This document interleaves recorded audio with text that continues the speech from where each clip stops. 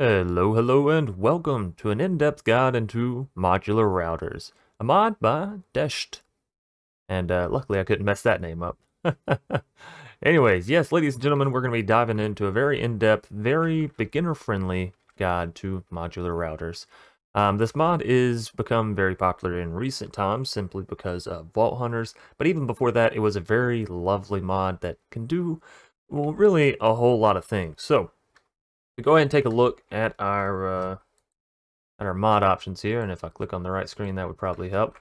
So if we go over to modular routers, you'll probably notice that there are a whole lot of modules, a whole lot of upgrades, and a whole lot of augments. However, there's only one block that you can actually place into the world with this mod, and that is the modular router itself.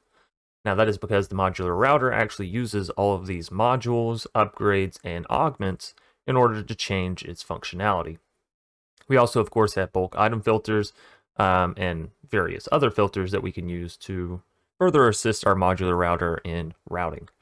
Now, if you right-click on a machine, you'll have this menu pull up here. You'll see a buffer. This is going to be the chest internal storage. So, for example, if we have a block here, if we shift-click it in, this is where it goes. This is a single slot, and it can hold up to a full stack of any given item. So if it's a bucket, it'll be 1 bucket. If it's snowballs, it'll be 16. If it's a regular block, 64. Now, what you'll be doing in order to edit what this machine does is primarily using the modules. The modules are sort of the main portion or the main piece. The upgrades do just as their name implies and upgrade the router. And the augments are kind of like upgrades for the modules. So we're going to be diving into what each individual module does, some examples of what it can be used for. We'll go through the upgrades, what you might want to use them for on your routers, in what scenarios you might be throwing these in. And we'll go through the augments and how they can, affect each individual module or which ones they pertain to. Last piece on the machine here, because we've gone through modules, gone through the buffer, and we've gone through the upgrades, is this top right area right here. Now, the one on the right with the gunpowder is going to be your redstone mode. When it's in always, the machine will always work, regardless of redstone signal. When it's in low, the machine will work without a redstone signal. So if it has a redstone signal of 0, then it will continue to work. If it has a redstone signal higher, then it will not. Inversely so, we have the next mode, which is redstone mode, meaning it needs a higher redstone signal. I think the signal strength is 10 or 13. It's one of those two numbers, but don't quote me on that. And then lastly, we have redstone mode never, meaning this machine will never run, regardless of redstone input or any other input, really. And lastly, we have pulsed. The way that pulsed works is it sends one router tick through every time within, I believe it's every second, within every second, that the redstone signal is strengthened. So the redstone signal doesn't necessarily have to go 0 to 15 or 0 to 14 or whatever. It simply has to increase. So if the current redstone signal being put into the router is 1 and it goes up to 3, that will pulse it. If it's 0 and it goes up to 15, that will also pulse it. And lastly, we're back to always. The other mode over here is called eco mode. The router will always run at normal speed when it's disabled, and when you turn it on, it gives you a pretty good synopsis here. The router is idle for more than 5 seconds. It will enter a low power mode and only run every 5 seconds. Meaning that way it's not going to lag up your world because it's trying to repeat itself every single tick, you know what I mean? Or every single router tick. So, this helps to, obviously speed up your game whenever you're in a mod pack that has a lot going on. All that being said, we're going to go ahead and move into the 3 basic items, which are the blank module, the blank upgrade, and the augment core. Now, if you're playing Vault Hunters, these recipes are going to be changed, but most other mod packs should remain the same. So the blank module, you're simply going to have paper, gold nuggets, and redstone dust, and this will give you 6, which is pretty good all in all. For the blank upgrade, you're going to have gold nuggets, lapis, and paper. Again, pretty simple. And lastly, to make the augment core, you simply need 1 blank upgrade and 1 blank module. Again, pretty simple. Now from this, we're able to get into our actual modular router modules. And you'll notice that each one has a different name and a whole lot of tags that are listed down below it. And we can make this a little bit shorter if I turn off advanced tooltip. So this is what you'll more than likely see when you hover across any given router here. Now, one thing that is interesting to note, let's take it out of a chest and let's look at it just in an inventory. And you'll see down there at the bottom, it gains the option Hold A for more info.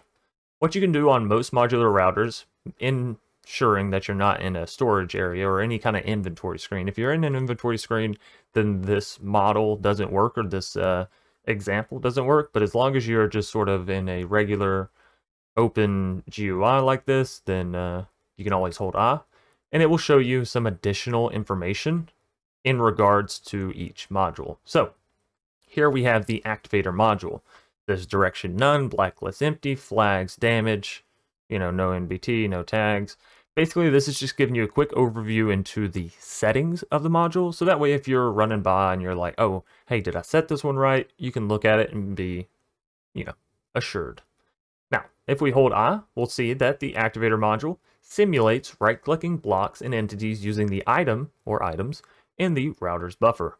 Acts as if the router is a fake player, which is, pretty cool. It means you can give a router shears and it'll shear a sheep. There's more applications to this module, and of course we'll dive into them once we're actually going through each individual module. But this is a quick way that you can learn or get some inside knowledge as far as what each module does, if you're just a little unsure, or if you even just need a refresher. Now, all that being said and out of the way, we're going to toss this back in here. These are all the modules. So we have the Activator, the Breaker, Creative, which you won't really ever be using in survival. If you're playing creative and you're just playing around with the mod, then sure, you can use the Creative module. But it doesn't have a crafting recipe, so you have to get it from from the JEI or the creative screen here. And what it does is creates items out of thin air and inserts them into the router's buffer. Again, it's meant for creative use. This is not meant for an overworld thing or a playthrough type thing.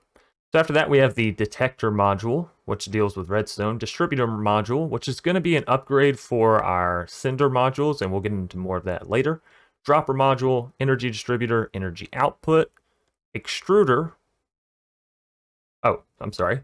I was like, Extruder Mark II, where's Mark 1? Extruder Mark 1 and 2, a Flinger Module, which is pretty fun, Fluid, Mark 1 and 2, Placer, Player, and Puller, Mark 1 and 2, as well as Cinders, Mark 1, 2, and 3, which is kind of interesting. And then last but not least, we have the Vacuum Module and the Void Module, which do pretty much as you assume. But, of course, we'll be diving into more of that later. Next up, we have all of our augments. We have a pickup delay augment, which essentially delays the pickup time of the Vacuum Module. We have a pushing augment, which allows you to push things a little bit harder with your extruders. And most of these things are very tailored to specific modules. For example, the pushing augment is specifically for the extruders. Increases the force by which Extruder Mark 1 and 2 can push entities away when extruding blocks. Can be stacked. That's it. If you put it into any other kind of module, it won't work. Actually, I don't even think it will allow you to put it into any other type of module. If we check this out here, so this is a pushing augment. If we were to open up our module here, we cannot put it in. Okay. And we'll get into exactly how all this functions here in just a second. And last but not least, we have our separated upgrades, which again, there's not a whole lot, and these will be used sparingly, specifically, detailed.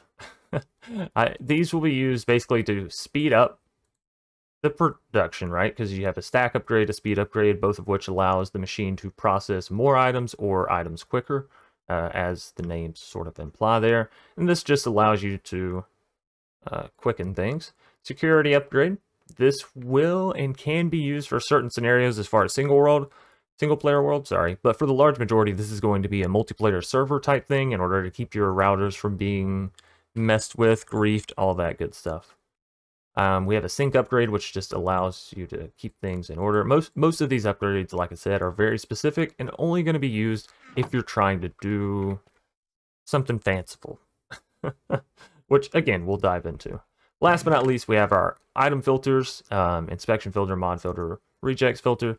I'm going to go over these right now because filters are fairly simple, fairly easy in most regards and most things. So this is an item filter. It's got a big old clear filter down here, and you can of course change the, let me just get a module here. You can change the whitelist, blacklist status of the filter by changing it inside your module, right? And in order to open a module, you can simply right-click in the world with it in your right hand, and this will allow you to edit the inside settings.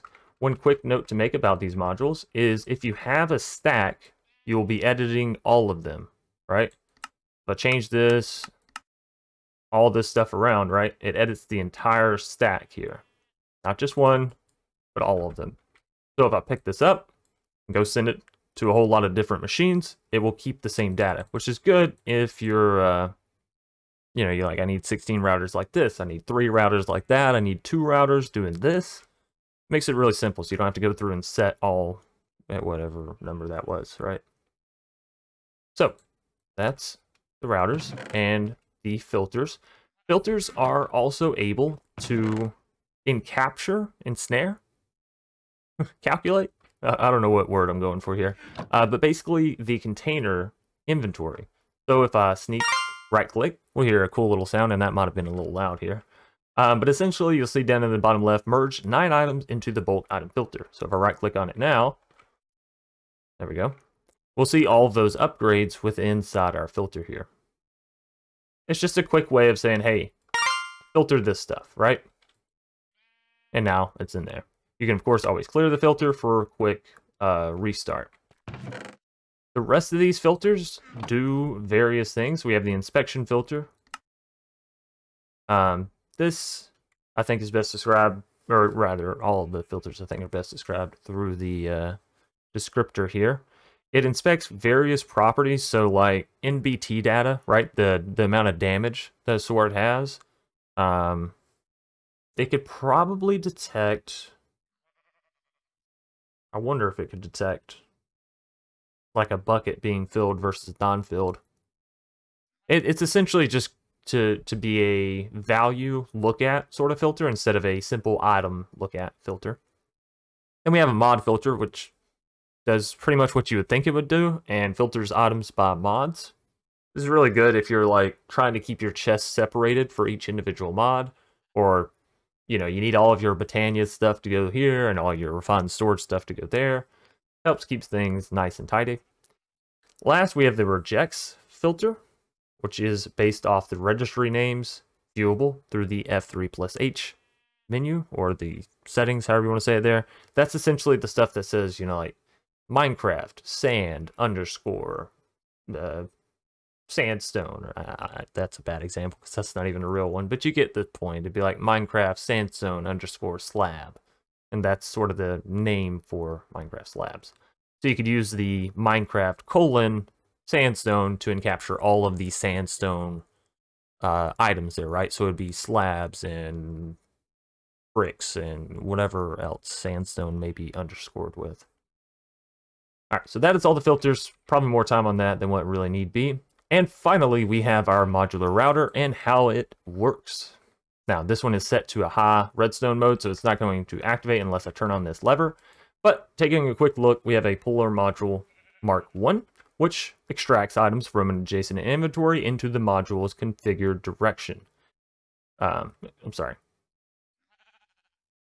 I had a little bit of a hiccup. So if we press C on our module with inside the router, that's again C as in cat, you can open up the settings for it as well. So you can either take it out and open it in real world, or you can put it in the machine and press C and again edit. Now, this is your module router here in this top right box. It has all of the directions and none of the directions, meaning, you know, it's not going to do anything in any single space. Right now we have it set to front. And if we take a look here, the circles, the little red lines, that is the front, are set onto a chest full of cobblestone. Come back in here, we don't have any blacklist items, and again, mouse over, the module will not run if the filter matches. Well, we don't have a filter. An empty blacklist will allow the module to always run. Vice versa, whitelist, the module will only run if the filter matches. So for example, if I was to put cobblestone into our whitelist here, then our machine could run because it has cobblestone within the parameters here. Now, if we take that off and it's just an empty whitelist, it'll never run because basically we're telling the machine there is nothing that I approve, right? Blacklist means, an empty blacklist means there's nothing that I disapprove of. So it's kind of funky, but this is just how blacklists and all this kind of stuff work. Lastly, we have a couple more options down here. Ignore NBT data. This is really good if you have tools, weapons, armor, right? The NBT data is the enchantments. It's the damage on the items. So let's say you were sorting stuff from your mob farm. You would want to check this. Oh, I'm sorry. No, right now it's currently set to ignore. You would want to make sure this is unchecked in order for it to ignore the values of, durability. Otherwise, if you didn't, it would simply pull, bows that have 79 durability and the enchantment of knockback, or whatever the heck the bow enchantment is. Last but not least, we have the rest of the things here, which again, you can ignore or match the NBT data, but also here you can match item damage or ignore item damage. You'll want to turn this off and ignore NBT data if you're looking for, ignoring item damage. Tag matching, item tags in the same group as any item in the filter will match. Oh, birch logs. Yada, yada, yada. You can enable this if, again, you're dealing with a tree farm that has multiple different types of wood, or botany pots that have multiple different types of the same crop, perhaps? You might could use this in something, I was thinking something like agriculture or agricraft, right? Where it's like there's a whole bunch of different seeds, but technically they're all seeds. This might work for that, just as an example. I'm not entirely sure, I haven't tested that, so take that with a grain of salt. So basically this is saying continuously run. Even if it didn't do anything, we want to check constantly. And generally it's fine to leave this on. Next up, we have the terminate on match. So essentially this machine runs left to right as far as modules go. So right now we're pulling things in. If I was to put a sender module right after the puller module, what it would do is pull the cobblestone into the buffer and then push it right back into the chest. Then it would pull it and push it. Then it would pull it and push it. The modules are always going to be read left to right. So this will happen first, and then this will happen. And once it gets to the end, the beginning will start over once we get into another tick, right? So essentially what the terminate on match setting says here is, if this module, if the puller module does something, so if it pulls, then do not run any other modules. So if we had, that mode on and we put the sender here, if the puller was to pull a cobblestone, then it would not send the cobblestone because the puller module worked. It did something. And so on and so forth. So good way to gate your machines here and make sure that your modules aren't conflicting within the same router. Vice versa, we have to terminate on no match. If the puller does not do anything, then don't use any of the rest of the modules. So most of the time, like I said, you'll leave it on always continue. This means that it will run through all of the modules here. But there are some scenarios where you're like, okay, I want to run the first 4 modules, but if this 4th one doesn't fire, then I don't want the rest of this stuff to fire either. Does that make sense? It's just a way to keep your machine safe as far as routing and usefulness. So again, we have our router in redstone mode high. So if we flip this lever on, we'll see cobblestone is slowly being pulled from the chest into the modular router. And there you have it, ladies and gentlemen. You set up your first modular router system. Pretty simple, right? So moving us along here, we're going to dive into some of our modules. So first and foremost, we have the Activator Module. Now again, what this does is simulates a fake player. So if we press C on this, we can go into the Activator Module's settings here. And you'll notice that in the actions, we have right click, but we also have right click and entity. So this would be if you're aiming it at a sheep, which we'll get into right behind us, attack nearby entity, and right back to right click. You can also change this to sneak. And something I haven't spoke about really with the routers is the fact that you can change the level. So currently the look is at look level. If you don't know what that means, yeah, it sounds really confusing. Essentially, the modular router by default is looking right in front of it, same Y level. However, if you were to change the look level to above, then this modular router would actually be looking one block above it. We can test this out because I have a netherite axe in the inventory. We have an activator module, which is set to right click. So if I turn this to always, then it will strip the oak log that is above it, because again, we have the look level at above. We can also set it to below, so it could go one down, and this is always going to go in front of the router and then down, right? And back to look level. This, of course, is going to strip the bottom oak log, and there we have it. I don't know why you would ever want a modular router to strip your logs, but in case you do, maybe you're playing with Create and you're trying to get some casings right, then modular routers is a great route for stripping your logs automatically. Next up, same concept, same theory, activator module, action, right click an entity, nearest entity in range. Now with entities, you can actually change this around, so we can also change it to random entity in range, round robin in range, and back to nearest. I think the range is, I want to say it's like a 5x5 box. It may be larger than that though. And of course, we all know configs can get confusing once you're reading, a lot of different configs for a lot of different mods. So keeping this one very simple, we have the activator module, we have shears. If I turn it on, it shears the sheep.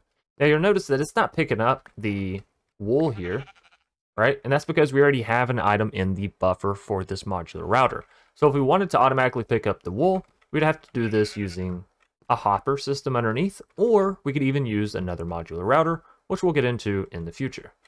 Now this despawned here, but what we essentially had was a little creeper in here. I guess it was a regular size creeper, right? And then in our system, this does require power. I forgot about that portion. Let me just go real quick to thermal. We do have some additional mods here on the pack with us just because I wanted to ensure that we could showcase all pieces of this mod. And just like most mods nowadays, they allow you to incorporate various things. So, throw the magmatic dynamo on there. This is going to need a power module. If you're going to try and slay monsters, you're going to need a power setup, and you're going to need this little module right here. Sorry, upgrade. Yikes. This upgrade here, the energy upgrade, what this does is increases the router energy buffer capacity by 50,000 and transfer rate by 1,000 FE per tick. That's going to be per router tick, not per Minecraft tick. These are two different things, right? So if we put this in, we'll notice, voila, the router now has an energy buffer. Now it should be accepting energy from the magmatic dynamo here. Doo-doo, doo-doo, doo-doo, doo-doo. Oh, it might be because this is set to never. There we go. Oh, okay. Well, yeah, this is a good example. So a couple different things happened there that I wanted to speak about. However, I wasn't quick enough, and that's perfectly fine. So, if the redstone mode is set to never, this also isn't going to be interacted with. It's not going to gain any power or any fluids inside the modular router. Me being my silly self forgot that I had it in never. Anyways, once it goes back to always, it can once again start receiving powder, and yeah, yep. And we give it a netherite sword, and there we go. But essentially what it was doing was swinging the sword and attacking the creeper, and as you saw there with the sheep, it's at a pretty decent rate. Now it's trying to attack me, so we're going to get back behind it, so that way it doesn't continue. So essentially what happened there is the router started going off, the netherite sword started attacking the creeper, and because again, in the activator module, it tells you that it acts as if the router is a fake player, That means when the sword hit the creeper was like, hey, that's an enemy, I shall now blow up. So be careful if you're using things like this to slay enemies, and if you are, you might want to use something like the Blast upgrade. Remember I said these things are going to start coming in handy when you get into doing specific fanciful things? Well, this is a specific fanciful thing. Blast upgrade makes the router immune to explosion damage and boss destruction, which we'll get into in a little bit here, but this is going to be really big for doing some bigger, badder, better late game farms, right? So again, if we wanted our router to not explode due to the creeper there, we could have simply put a blast upgrade into the router, and it would have been all good to go. So that's how you make modular routers interact with entities and blocks. Next up, we have the Breaker Module. And you'll notice, maybe not, but this is something you should take note of. Down there in the yellow text, we see that it has a pickaxe of iron pickaxe. I'm not entirely sure how to change this module's pickaxe range. I'm sure there is some way, shape, form, or fashion to upgrade this, perhaps. Don't let me feed you any lies, so of course, if that's not true, ignore it. But if you are somebody that does know this for a fact, you can do this, you can do that. Be sure to leave it in the comment section below. I read through a whole lot of instructions for this thing, and you know how it goes when you're just reading and reading and reading. Sometimes you miss things, sometimes you just don't even see them. Anyway, so the Breaker Module has a pickaxe base level of iron pickaxe. This means it can break diamond, gold, everything else that a stone pickaxe can break, which are most things. Essentially, what it's going to do is it's going to pick up the item after it breaks it, right? Whatever item drops, it's going to pick it up. And so if we turn this back to always, bam, it breaks the piece of stone. And after each time it breaks it, it's putting the cobblestone that it receives back into the buffer. I don't know any way to silk touch this. Perhaps if you have, let's see.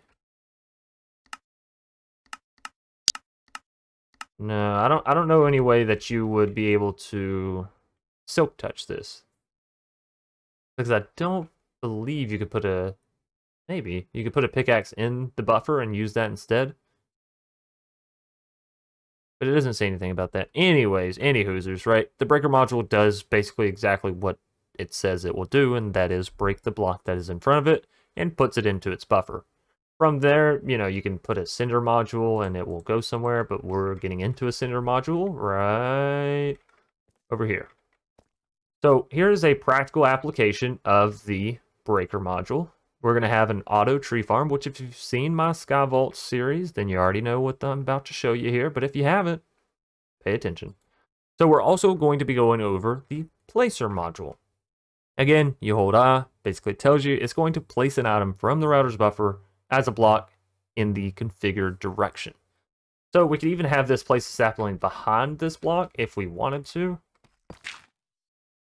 I wanted to go in here and click back. And there we go. Now, we actually want this to go to the front, but I need to turn this off real quick. So, this is essentially going to place down a sapling every time there's not a sapling in front of it. Every time it can, it's going to place a block.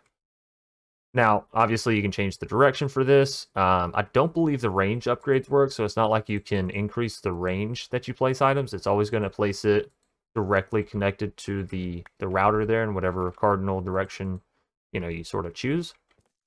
Then we have a Bone Mill Activator Module. We just went over Activator Modules. What do? They right-click. So if we press C on here, action, right-click, sneak, not a problem. Where to? In front of. And lastly, we have the blacklist set to sapling, just in case the sapling ever gets somehow pushed into this module. We don't want it to activate twice, right? We don't want two modules trying to place down saplings. So this is set to always on because, well, there's nothing in front of it, so it's not going to bone mill, right?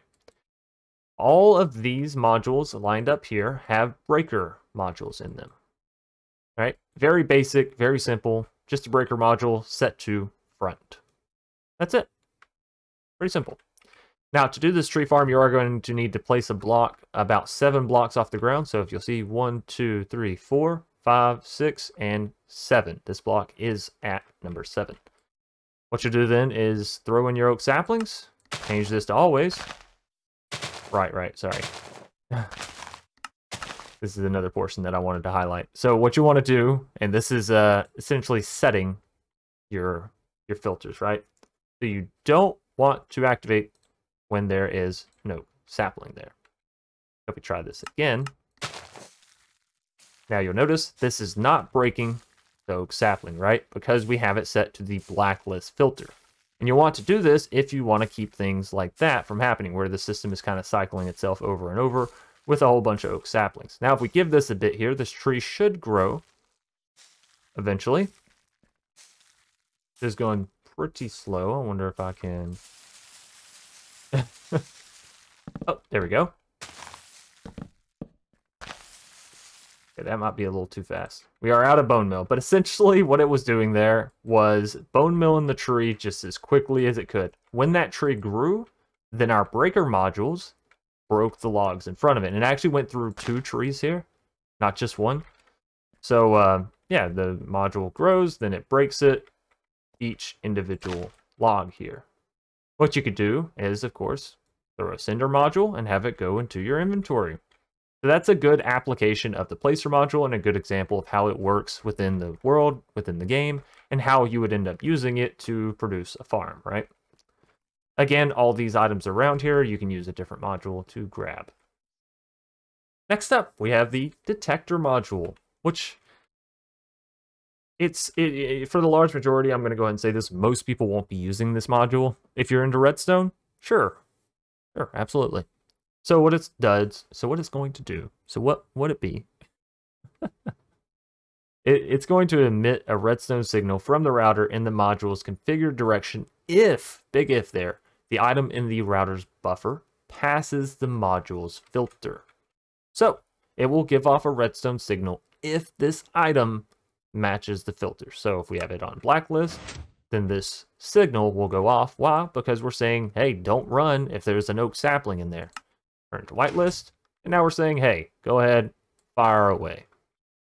Now, right now we have the redstone signal set to right. Technically, the piston on top is being powered because the redstone is going back into the machine here, right? And it's powering it. But you'll notice if we have it come out of the left, it is not going to power this piston, or it's not going to power this redstone line, and that's because no power is being sent out. Equally so, if we send this up, then the piston will stay powered, and our redstone wire will not. That's pretty much it. You can change the redstone signal, right? And you can change it to... Next up, we have our Cinder module, which is going to be one of the modules that we're using a whole lot of. This is kind of the bread and butter of the modular routers to a degree. Now, when we have just the Mark 1, you'll notice that it can only send items directly along the X, Y, or Z axis. So it means that a chest can't be diagonal back here. It has to be to the right, in front of, or even above the router. Now, it does say in here that opaque blocks will prevent sending. However, I've just tested it with glass, and it did not prevent any sending whatsoever. So if we were to put that glass down there, have it set to right, and turn this router into nothing, then it will work. All right, give me this, give me this. Why does that have that in there already? Anyways, take the Cinder module, throw some cobblestone in there, send it back to right. And yeah, again, it's actually working, so I'm not sure why it says that the sending won't work through opaque blocks, but that's perfectly fine. So we can always change this direction, right? So if we set it to front, turn it back on, then it's going to be sending it in here. And I like this little laser and the little animation it does. Of course, this can get a little lagsome to your world, especially if you're doing it at an increased rate here. Or, let's see, if you really want to speed things up, we can take a stack and put that, that, and then you'll notice that it just blazes through items. So your routers can get really, really fast with item transfer. It's getting so fast actually that I can't even see the laser. I'm not quick enough. But you get the point, right? So the sender module allows you to send items here, there, or everywhere. Now we also get into some of our other augments down here, and that's going to be the range up augment. So if we open our sender module here, we can throw in, it does have a maximum, right? So if we take a look at our sender module, it says range base 8, max 16, which means it can only ever have 8 range up augments in it. What this will allow it to do is send items across a further range. So obviously this chest up here is more than 8 blocks away from the bottom router. However, with the augments in there, voila, it sends it up, and obviously in a very cool manner there. Next up, we have the Sender Module Mark II, which has a base range of 24, so a whole lot higher than the Mark I, and it can send items to any nearby chest. So it does not have to be along the XYZ axis. How you will configure this is get the module, sorry, in your inventory, and you'll shift, right click, and inventory. Now, one thing to note about this, once it's set, it doesn't appear to be removable. For whatever reason, you're supposed to be able to... Okay. I guess once the chest is no longer there, that's what it requires to say. But yes, you can right click to set your destination. One other thing you may notice is the fact that this green box is kind of highlighted on the front. This is because you can change the direction in which it's being inserted from. So this is inserting from the bottom of the chest, from the left, from the right. This is really useful if you're using something like a furnace, right? Because the furnace, as we all know, inserts the inventory that it's smelting from the top. It inserts the fuel from the sides, and it exports its item from the bottom, the result, right? The output. So this is very useful if you're working with, blocks that have finicky sides to them. Make sure you're keeping in mind where you're clicking it. Since this is a chest, it doesn't matter. It doesn't matter. Now, if we turn this back to always on, we should get a block being sent from the router to the chest. And again, Mark II, just going to allow you to go up in range all the way up to 48. So you could have 24 range up modules in here, or augments, sorry, within your module. It can also go diagonal. So this is really nice for this type things. And I don't believe it needs clear line of sight. Yeah, there it says clear line of sight not required. So we can even, block this thing off with stone, put it behind a couple walls, put it in a whole nother room, and it will be fine. Last but not least, as far as sending items out of the modular router, we have the Distributor Module. Now, this is a direct upgrade from Mark II because it has the same system, base of 24, max of 48, doesn't matter line of sight, but you can also select multiple inventories instead of just one, and it will essentially go through and distribute items to all of them. Obviously, this has a whole lot more settings than just your base exporter, because you can change it from round robin, random, nearest first, furthest first, and back to round robin. This gives you some additional settings to play with when you're going through setting up your storage system or your filter system for something like a mob farm, right? Furthermore, you can either transfer out of the router or you can transfer into. So this is both a puller module upgrade and a sender module upgrade, because you can also pull from multiple chests into the router. This is of course going to be good again if you have something like multiple botany pots, right? All producing different crops. Well, that's fine. You can take this one module, take your distributor module, and go and right click on each individual pot, and then you can come back and all will be good, swell, and well. I'm not sure what the maximum amount of inventories that you can have selected with the distributor module is, but there is a certain point where when you have too many selected, then it'll sort of back up the system for being too slow, right? So again, you can set your whitelist, filters, all this, that, and the other. And if we set it to always, it's just going to pull items in. And if we turn this around, it's going to distribute them in a round robin system. So each chest kind of gets its own good stuff here, right?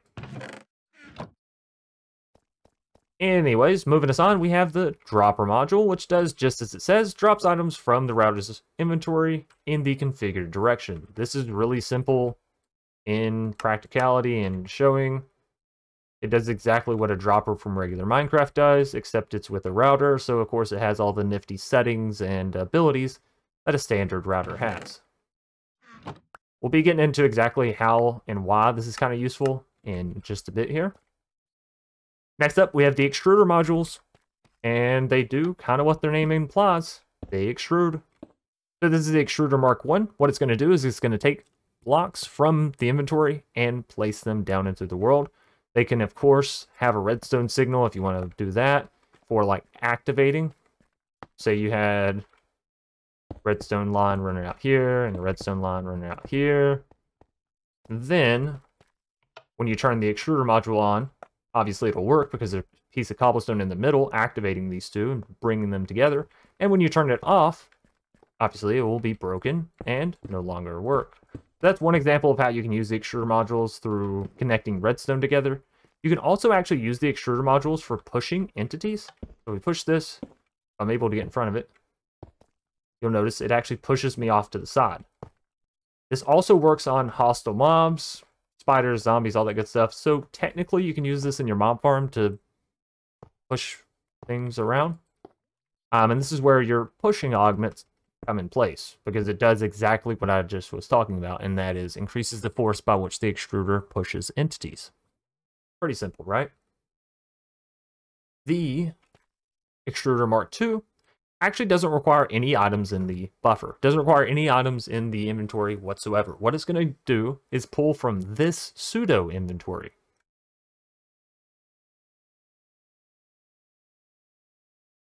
So it's essentially going to create mimic blocks, fake blocks, based out of this inventory. These blocks are not real. You cannot mine them to pick them up. They are simply displayed. Now, that being said, I do believe they have all the standard properties of, you know, regular blocks, meaning if I was to put redstone on it or over it or whatever, it could still take a redstone signal, even though technically not a real block. Whoops. So yeah, you'll see here we have 2 stone, 2 pistons, a log, and the rest of the pistons. If we come back into our system here, 2 stone, piston, log, pistons. 2 stone, 2 pistons, log, pistons. So that is kind of how it reads through the machine, and it counts the number that you have here. So if I left click, and if we were to turn this off, basically the way that the extruders work, if the router is receiving redstone, and this is by default, then it will extrude blocks. When that redstone signal goes away, it will retract them. So we turn the stone down by 1, and now we see there's 1 stone, 2 pistons, and log. So this number matters, like the order matters, the item matters, and the number that it has here matters. You can shift right click to remove, you can shift left click to remove, or actually just left clicking it out also works. But if you right click, it will increase the number of blocks there. And again, this can be used for mob farms or pushing items this way or that way in a farm of any variety. I don't really use the extruder modules. It's a little difficult for me to find much use for them.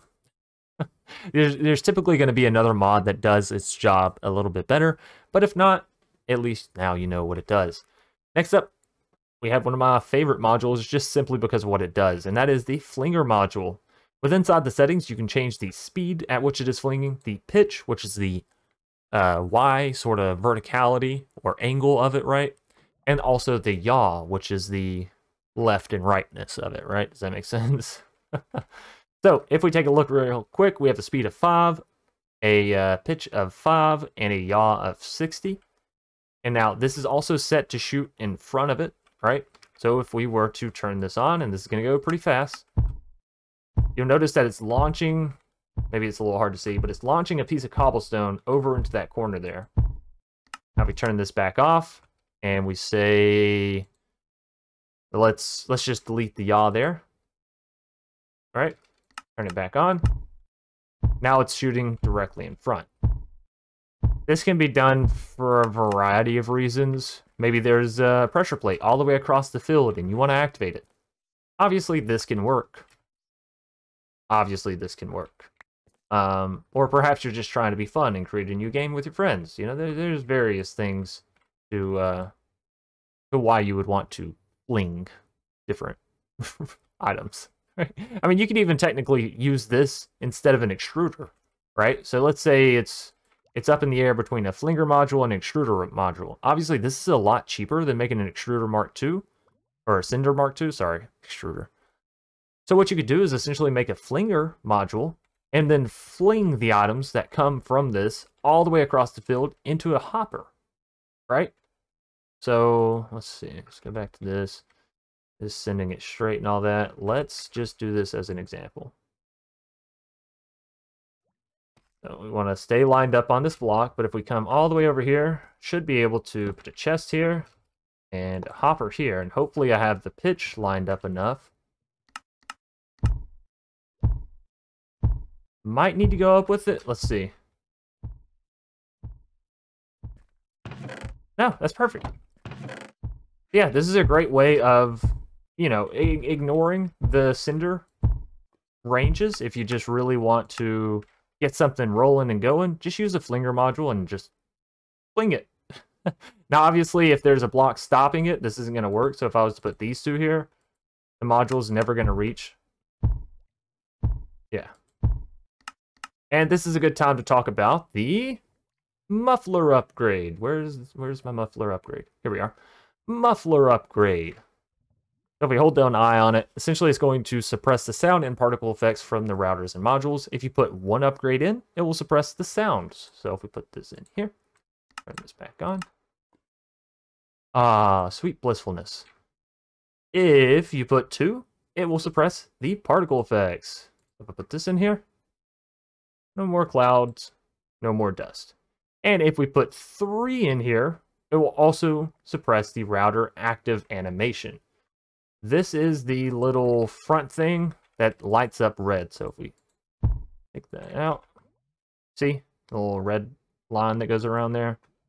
And then if you were to put it back, no red line. Moving us along, we have quite possibly one of the strongest modules in this mod, and that is the Player Module. What this allows you to do is to remotely transfer items between the player's inventory, armor, offhand, doesn't matter, and the router's buffer. So, let's say you wanted to go mining for logs, right? Then you could go mine down a whole bunch of trees, have this module receive the trees while you're still out in the field, and send them to another chest, right? So let's say, let's see. Say I was out mining a whole lot of wood, and I'm like, you know, I'm out away from my base. The nice thing with these modules, and actually I should probably get a whole new one here just to show y'all, is they can be linked to a player. So that one has owner of me. This one has a blank owner. What you'll need to do is shift, right click, and I think it has to be like on a block. I tried this in the air previously and it didn't work, so try to aim it at a block.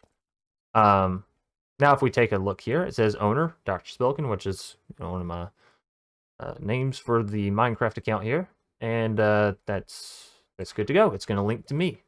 So essentially what this is saying is if the router has oak logs, send them from the player to the router.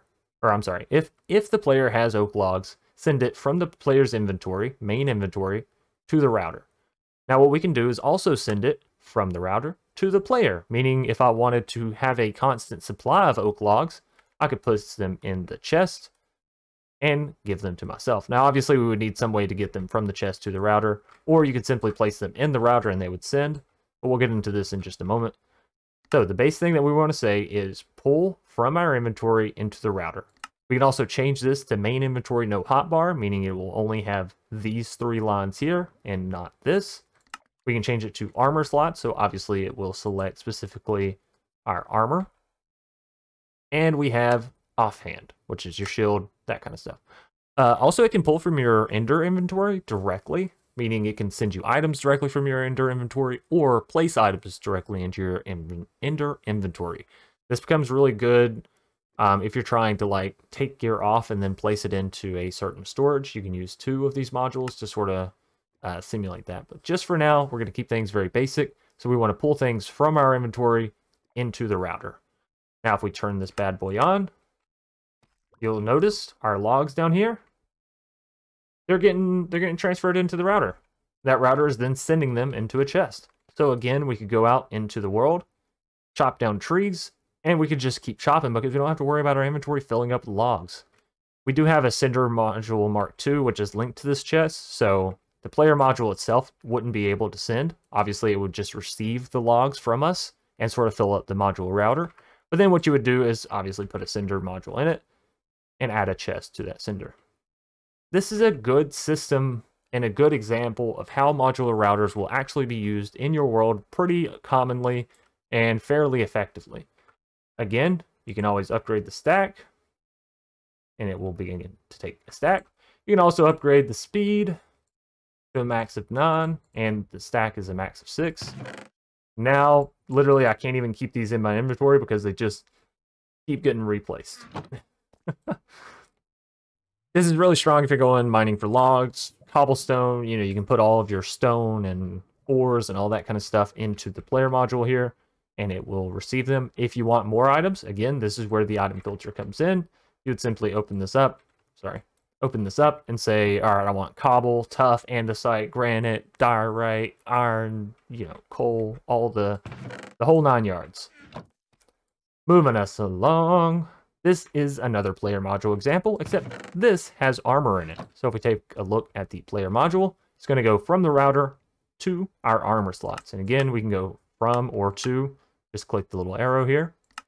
The other thing that we have is a puller module, which is set to this chest. And a puller module, we haven't gone over, but it is a pusher module in reverse. The same thing as the sender module, but you're pulling. Instead of pushing, you're pulling. So it extracts items from an adjacent inventory in the module's configured direction into the router's buffer. One key note here is the Puller Module Mark I requires the adjacent inventory, requires the inventory that you're pulling from to be directly up beside it. Whereas with the sender, obviously it can be 8 blocks away. Puller, it has to be right there beside it. Now, if you change this to the Puller Mark II, you can get off a little bit easier because it can go up to a max range of 12. However, again, Puller Module Mark I has to be right beside it. So this is going to pull netherite gear from our chest and place it onto our player. So if we turn this on, there goes the netherite gear into the module, and it's being placed directly onto us. This is a really good way for changing out armor, doing this, that, or the other with, you know, having your gear set to a specific ordeal for this or that. If you're going to fight the Ender Dragon, you want to have on an Elytra, or if you're going to the Nether and you want to have on for fire resistance, then you can do that as well. This is the same module as before with our tree setup, except I have forgotten to set our filter here. And essentially, go ahead and get this going. What we have here, what we have here is a good example of this working, of course, with the regular breaker modules. We also have this vacuum module, which has also got a sender module on it and sending things into this chest here. So essentially when... Whoops, that wasn't supposed to happen.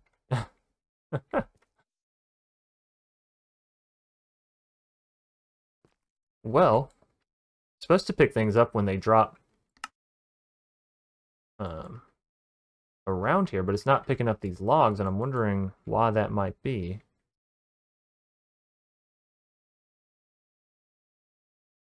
Oh, is it sending it directly? Oh. Oh, it's turned off. Goodness gracious, Chance. Always with the turn off.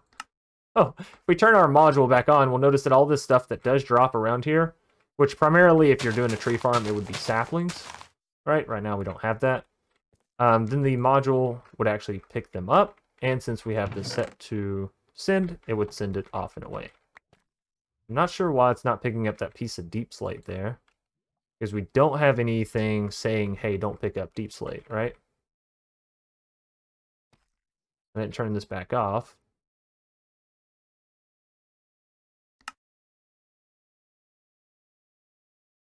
Okay, there it goes. It's just taking its sweet time. And of course, you can speed this up with actually getting this augment here, the fast pickup.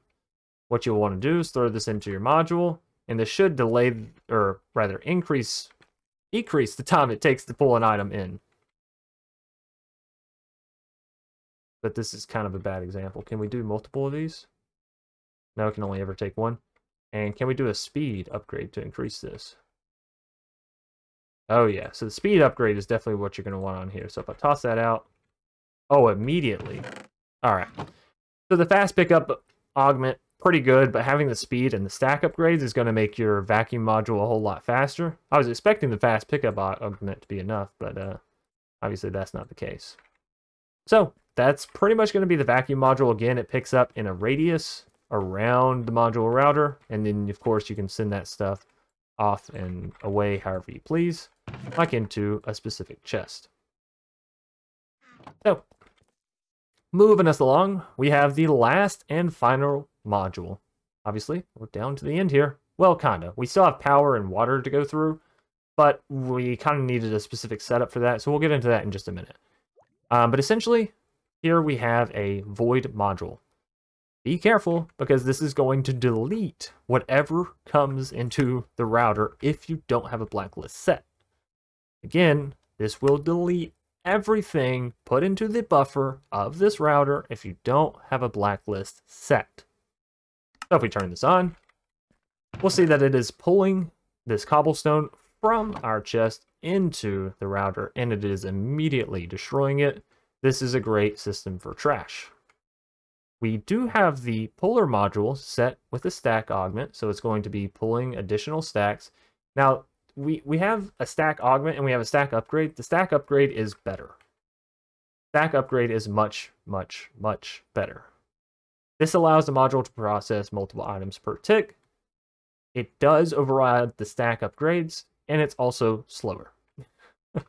Stack upgrades can go higher, can do this faster, and do it better. Now, this puller module is never going to pull a netherite pickaxe, so essentially, we're not going to have to worry if we accidentally throw, our mining gear into the same chest. It's not going to pull it. Doesn't matter.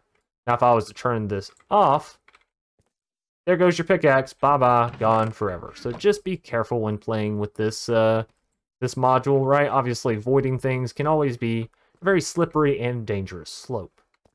So, like I said, that's going to do it for most of the routers and most of the modules here. Now, we do have another section this way, set up specifically for energy and water. Now, if we come over here, we'll see that we have the energy upgrade, the energy output module, and a whole little energy system, which it's already ran through because I was talking. So, if we take a look at the energy output module, it does pretty much just as the name implies, and it's going to push FE energy from the router's inventory to another energy containing item, such as this pulverizer. Now, I forget. Since the new update, thermal machines always keep their power. This just isn't going to work in general with that. Maybe I can grab this pulverizer. There we go, that one's empty. So we'll see here that it's taking up the 200 FE every router tick, okay? It's going through 1,000 FE per router tick. And that is due to the energy upgrade. You cannot use the energy output module if you don't have the energy upgrade. Why? Because your router doesn't have any energy within inside itself. And of course, you can always take this and upgrade. And now we have 3.2 million FE that can be stored. And 64,000 per router tick that can be sent off. Which it doesn't look like it's actually doing, but I think that's because the input back here is not exactly there, right? Oh no, but it should still be. Let me see. Maybe if I throw a speed upgrade on here. Ah, there we go. So it should be exporting transfers rate of 64,000 FE per tick. It should be transporting a lot faster than what it actually is. I'm not sure what the hiccup there is, even with the speed. But nonetheless, what the energy output module does is allow you to push energy around. But it does have to be connected, and so for the large majority, you're just not going to want to use modular routers for energy purposes. You'll want to use energy pipes or what's the other cables, right? Energy pipes or energy cables. But yes, if you do want to power this, what you can do is put a dynamo directly put it into it, and it will gain the energy and then send the energy off. That's pretty much it. None of the settings have really been tweaked. You can change the direction. That's about it. Next up, we have the Energy Distributor Module, which is supposed to distribute energy. No, it does basically the same thing as the output module, but it does it wirelessly. So essentially, you can have this transferring energy to this. Now, one thing I will say, it says that you can use an internal storage system for this, right? So, wirelessly distributes FE energy from the router's energy buffer or any energy containing item in the item buffer. So technically, we should be able to use this redstone flux cell for energy transfer, but I don't believe that actually works. Take this. Okay, it's already right-clicked on there. Put it in. There's no filter or anything. Even if we select right, this still is not receiving any energy, even though we do have energy within inside the buffer there. If we put in the system, nothing. So if you do know how to get this to work to where it receives energy from the item within inside the buffer, please let us know. I have no idea.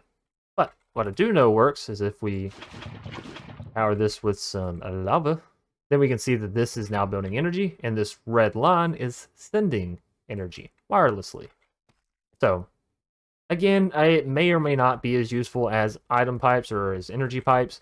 And if you're playing something like Vault Hunters and you've only unlocked modular routers and you're trying to figure out how to get your power sent around your base, this will work. You don't have to unlock pipes in order to send energy. You don't have to unlock pipes in order to send liquids.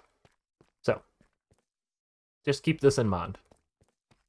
Next up, we do have the fluid modules, Mark 1 and Mark 2. Again, you're going to need to have fluid transfer upgrade in here. It just increases the amount of fluid a router can transfer. You don't have to, but it makes things faster. Now, the module will require you to have an item within the buffer that can contain a liquid. So right now we have a bucket in there. That'll work perfectly fine. A tank should work perfectly fine. I don't think a cauldron works, oddly enough, but, try it if you want to. But nonetheless, what it's going to allow us to do is pull fluids from one inventory and push them into another. So this is set to always on. If we turn this to the right, what it's going to do, I also have to change this setting to output. It's going to push the water into the water bucket inside the router, and then the router is going to push the water over to the side. Pretty simple. You also have the Mark II, which again, just as pretty much any other Mark II works, it works wirelessly. It can transfer to different nearby inventories, right? So I could shift click on that. And now we could put this in here.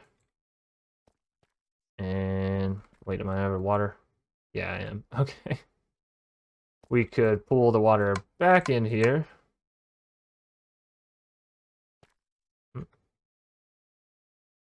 Transfer into router, transfer out of router.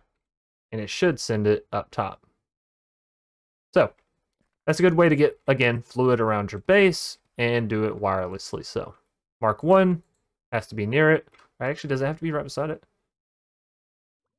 Even from adjacent block. Yeah. So, for Mark 1, it has to be right beside it. For Mark 2, you can put it off and away.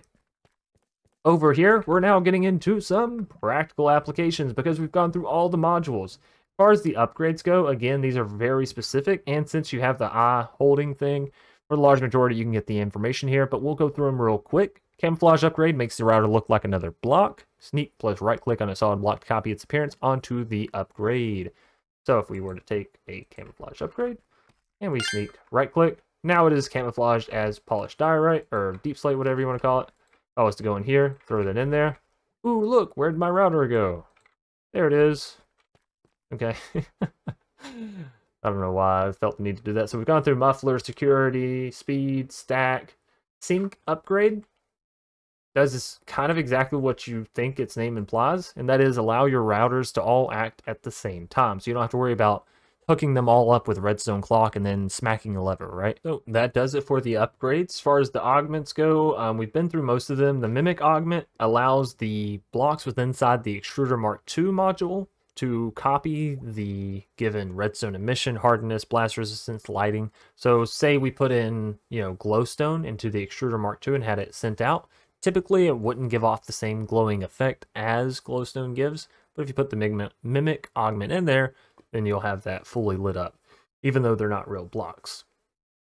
Pickup delay does just as its name implies and delays the pickup from the vacuum module. Pushing augment we went through, range down and range up are self-explanatory. Redstone augment simply allows you to alter a module's individual redstone behavior instead of the modular routers.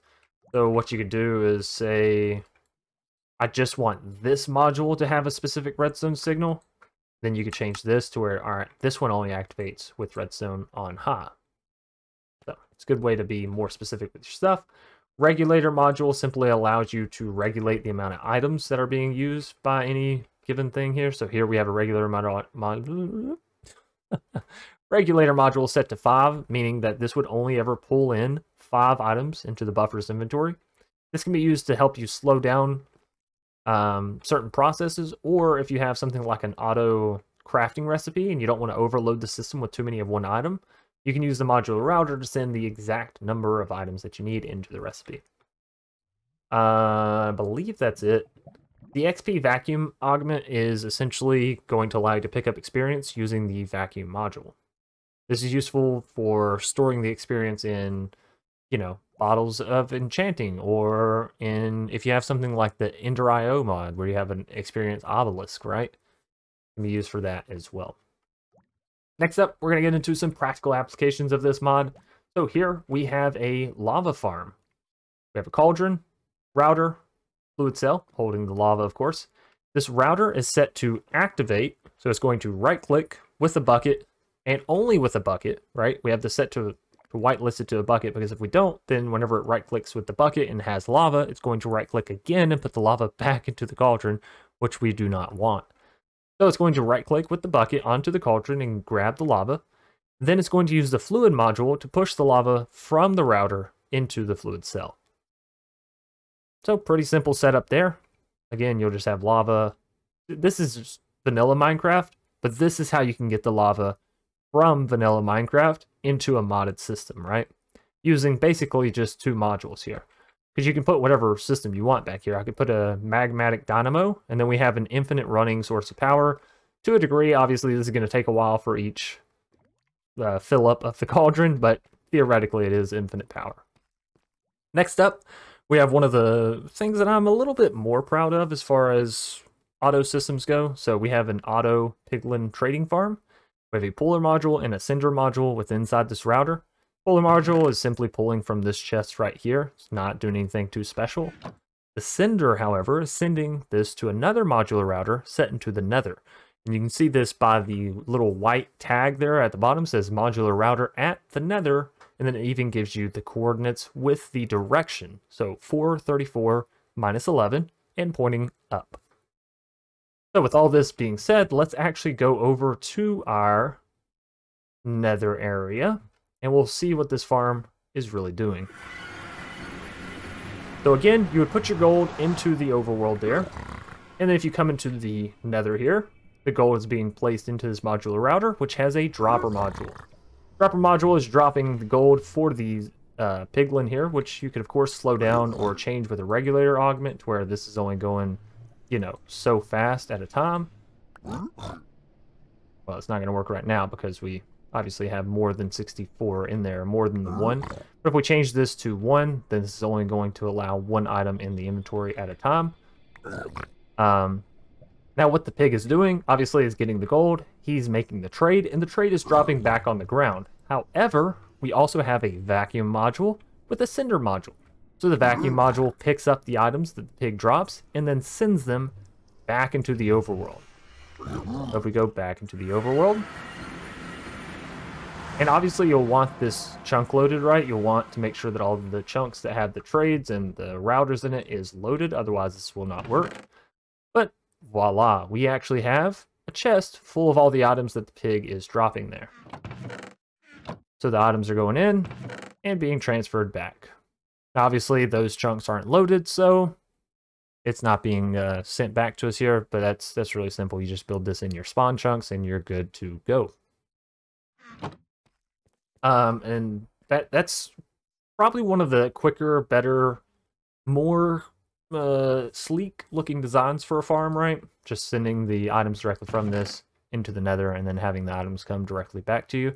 This is really fun. This is a really great way to, again, automate something from your base without ever having to leave it. Lastly, ladies and gentlemen, we have what I call the Wither Destroyer.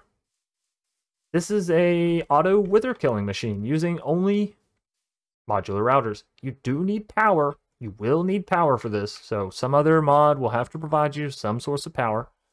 But again, this is a way to do auto wither slaying and auto nether star pickup. So what we can do, we'll just do this with a bucket or a button. I've tested this before without a button, and it went a little horrific. What we'll do, actually, I don't know if this is gonna point into them like that. Let's see.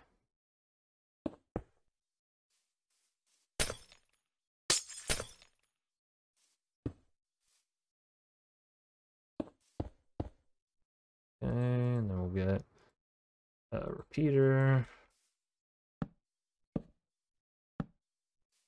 And you probably wouldn't want to be standing this close when it actually goes off. That's okay. What that's going to do is place all of our wither skulls right there. And is our back empty? Oh, yeah, it is. Okay. Sorry.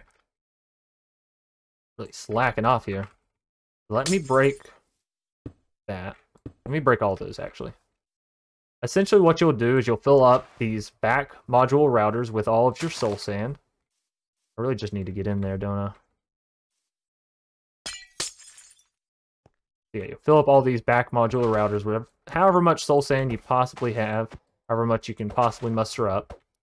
And that will just stay inside your system here. And you're going to want to block it off. Make sure that there's not blocks touching the soul sand there, so you'll see how we have this buffed out on the layer where the soul sand and the skulls are. That's because if anything touches the soul sand, the actual wither completion won't work for building the wither. So these modular routers on the back here all have the same system set up. Place soul sand up. And we also have the blast upgrade. This is what I was talking about earlier. You're going to need this if you want to make some really cool farms. So those four in the back are all set with placer modules placing soul sand up. And they have the upgrade on them. Same thing with these in the front, except they have wither skeleton skulls. They also have the placer module, though, placing up. So, what you'll want to do, I don't recommend just allowing this to run, otherwise you'll just get withers constantly spawning in there. So if we run this through, there we go. And I can even spawn another one. See? And I could keep going technically. We're going to back up a little bit. This is going to explode. Now.